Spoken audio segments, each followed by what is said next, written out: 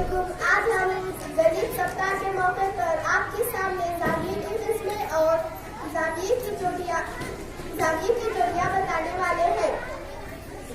जाविये की 3 किस्में हैं, हाता जाविया, खाना जाविया और मुनफरदा जाविया। हाता जाविया, जिस जाविये की पैमाइश 90 दर्जे से कम होती है वो उसे हाता जाविया कहते हैं। खाना जाविया, जिस जाविये की पैमाइश 90 दर्जे होती है उसे खाना जाविया कहते हैं। मुनफरदा जाविया, जिस जाविये की पैमाइश 90 दर्जे से ज्यादा होती है उसे मुनफरदा जाविया कहते हैं। जाविये की जोड़ियां, मुत्सिला जाविये, जिन 2 जावियों की अंदर मुख्तलिफ और एक साथ मुख्तलिफ होती है वो एक दूसरे के मुत्सिला जाविये होते हैं। खती जोड़ी के जाविये, एक ही खत पर बनने वाले 2 जाविये की जोड़ियों को खती जोड़ी के जाविये कहते हैं।